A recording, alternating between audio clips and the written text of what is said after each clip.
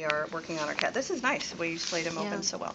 For those of you who haven't, did you break the ribs at the? Yeah. Okay.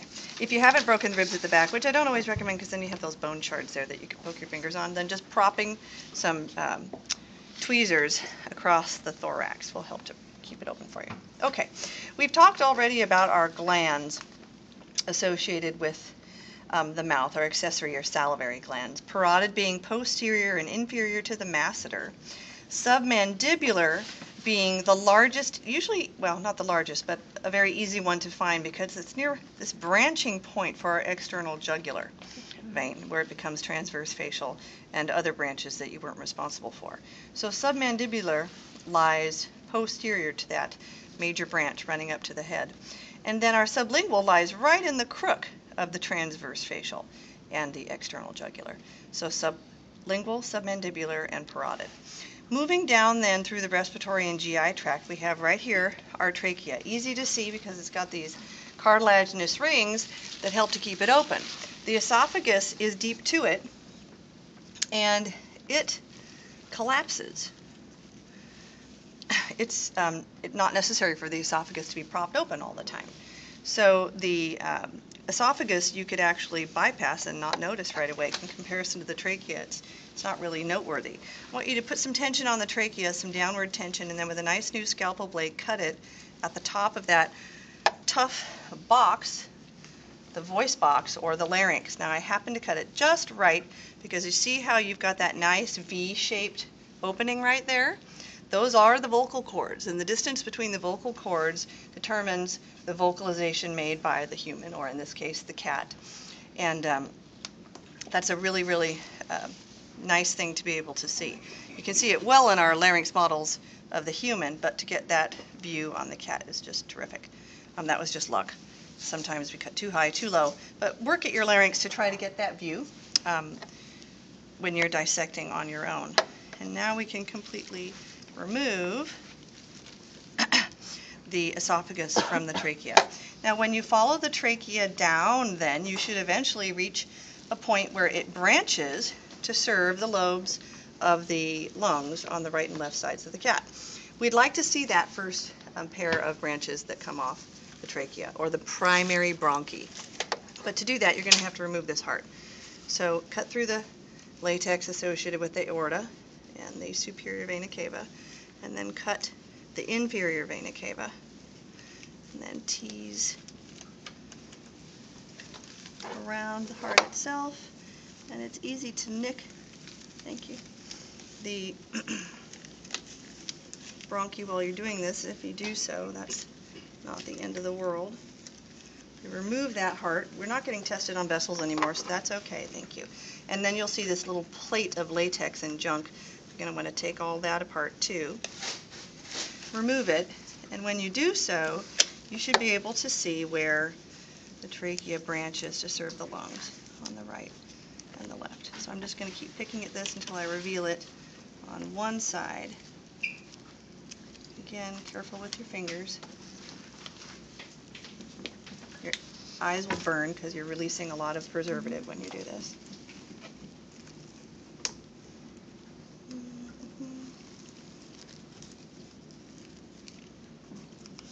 There we go. Right.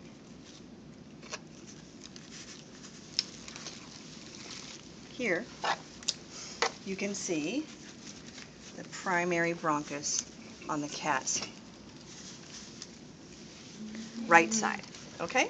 But you've got to remove the heart to be able to do that. So you can clear away more of the junk on this side to see the primary bronchus leading to the left lobes of the lung. Now that we have that heart removed, looking at these lobes is made much simpler. The topmost, or what you might call superior if the animal stood on two legs, which it doesn't, it stands on all fours. These are called the anterior, so right and left anterior lobes of the lung. Those below it are called the right and left medial, or middle, lobes, and then the inferior most are called the right and left posterior lobes. And then we have this funny little guy in the middle that's rather conical in shape, and that's the mediastinal or mediastinal, stress on either syllable, doesn't matter, lobe of the lungs. Now there's an equivalent to this with the liver, and in that case we call it the caudal lobe. So in the case of both the lungs and the liver, there's this funny little lobe that lies on the midline. The mediastinal if we're talking about the lungs, and the caudal if we're talking about the liver. Also check out the, if you can, and we could if we picked around a little bit longer and I had more time, but I'll give that job to you. Also pick away at this connective tissue coming into the lungs to see if you can identify the pulmonary artery and the pulmonary veins coming into the lobes of the lungs. Remember that the pulmonary arteries will be what color? Blue.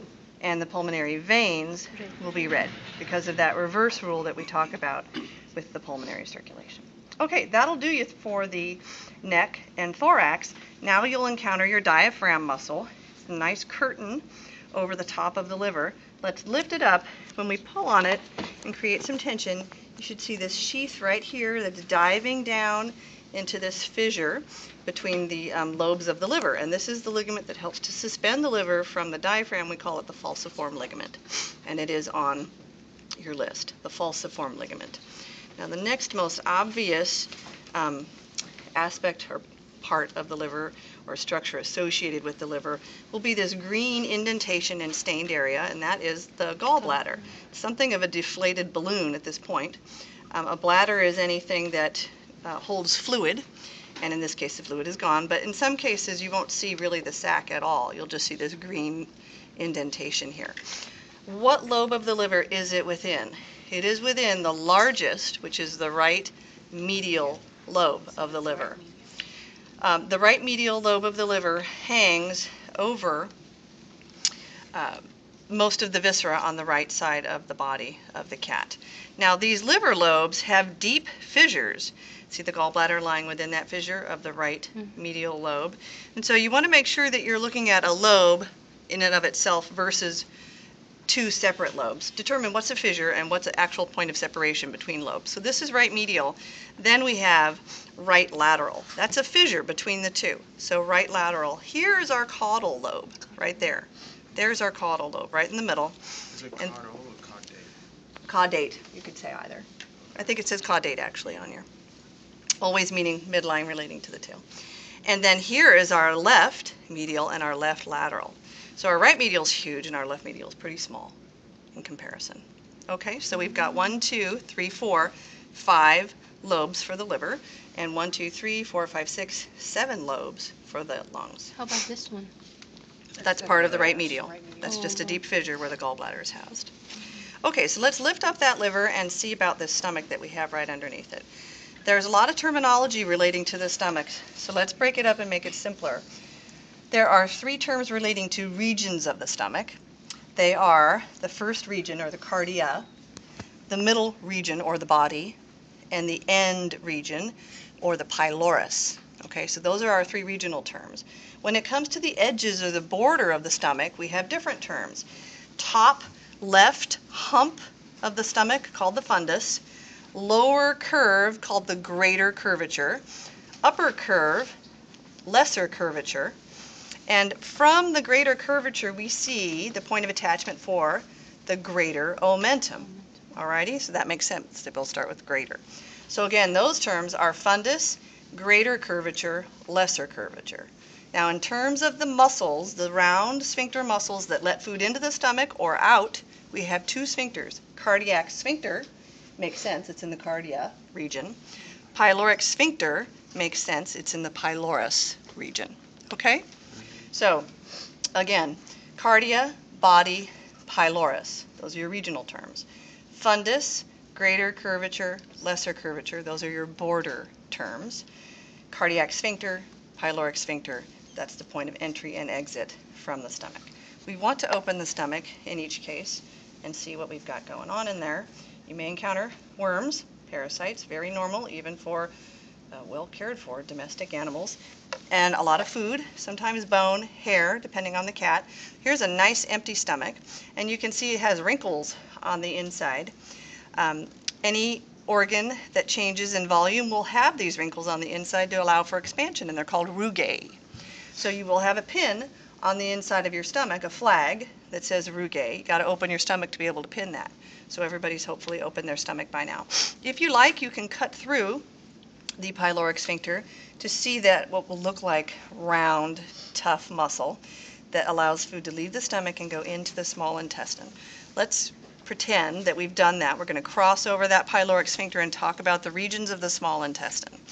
The first region encountered is called the duodenum.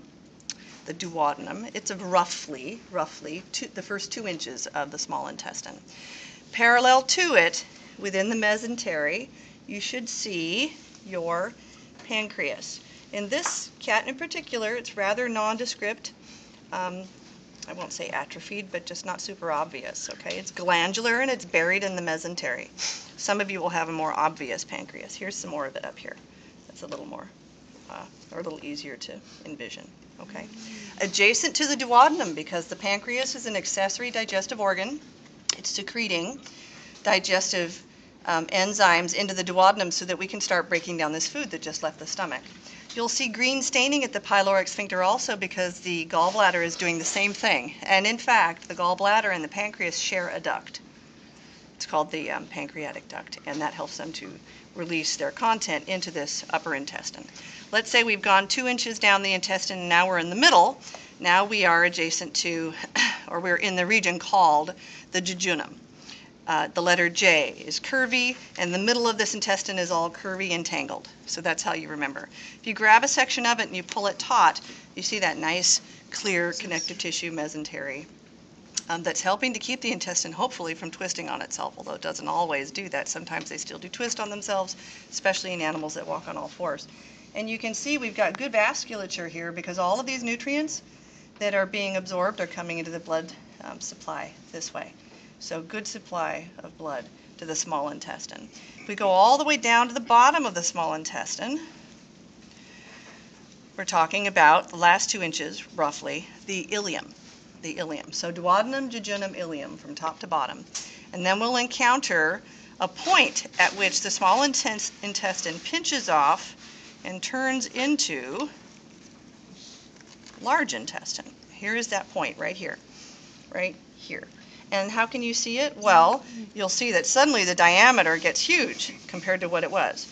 And that point of transition right here is called the ileocecal valve, because the first point of large intestine that we encounter when we cross over is the cecum. So this rounded sac, this end is the cecum. Now it can get kind of tricky here when it comes to labeling your colon correctly or your large intestine. Those terms are synonymous. You want to lay it atop the small intestine. And we've been working with these guys, and so everything's pretty tangled up. But this would be the appropriate placement. So here's our cecum. The first inch, roughly, that ascends the abdominal cavity is called the ascending colon.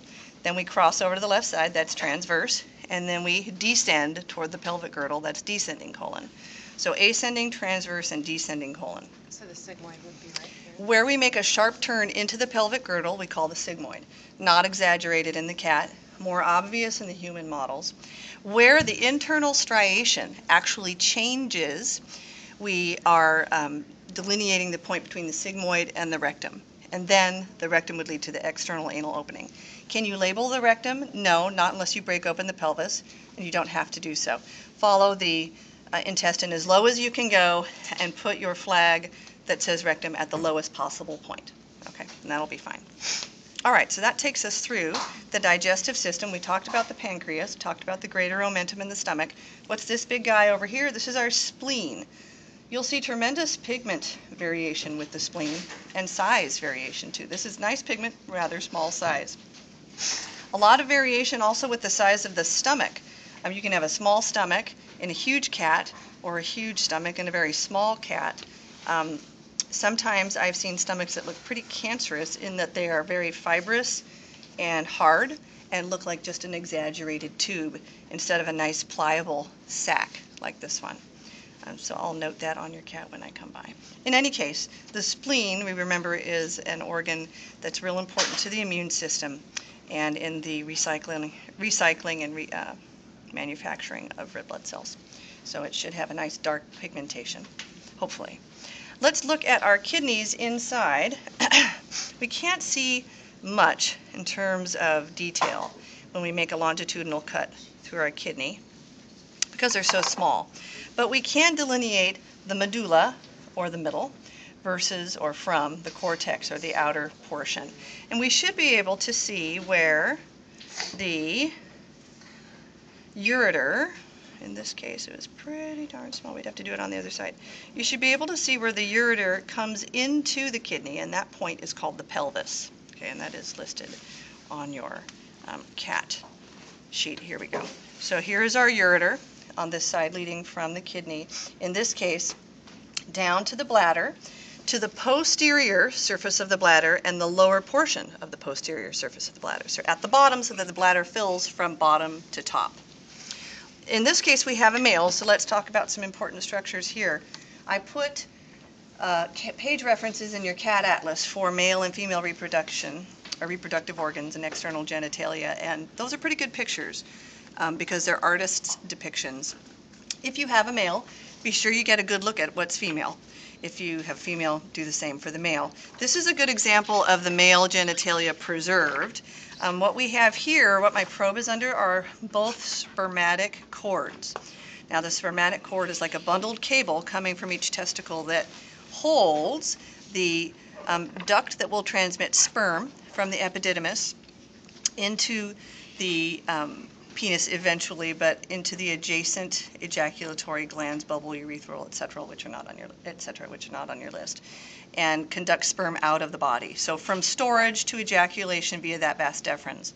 But also we have an artery, a vein, and nervous supply to the testicles in this spermatic cord. Good idea to take a male human reproductive model out at this time to understand the purpose of that spermatic cord and get a good schematic breakdown of everything that runs through here. You'll see that it enters into the abdominal wall, and there is something called an inguinal ring, or a connective tissue reinforcement, where it does so. We don't want obstruction of that flow, the blood flow or the flow of sperm, because then we can have death of the external genitals. And there can be various conditions in which we see obstruction here. So spermatic cord enters into the abdominal wall at the inguinal ring. Also, you'll want to pick apart the tunic on the outside of the testicle itself so that the scrotum has been removed. That's the part that included the fur, or the outermost skin. You'd like to be able to see the epididymis. I did it on the other side. Did you already do it? Yeah. Okay, and this is really nice right here. You'd like to be able to see the epididymis, which is roughly C-shaped and cupping the testicle itself. And you can see in this case this good example of the curving little tubes associated with storage of sperm and the epididymis right there. Very good. In this cat, I'm sad to say it looks like the penis isn't it still in here? It is. It's ensheathed still in fur. So we can see the base of the penis and the spongy bodies associated with it. Not today, don't worry about it, but try to take all that fur all the way off the tip if you can after your dissection check today. In the female, what we'll see are two very thick, almost the thickness of this probe, uterine horns coming up at an angle and resting roughly at the level of each kidney. The uterus itself is abbreviated. It's very, very small, and that's because we need sequential implantation of the feti, because this is an animal that has multiple live births.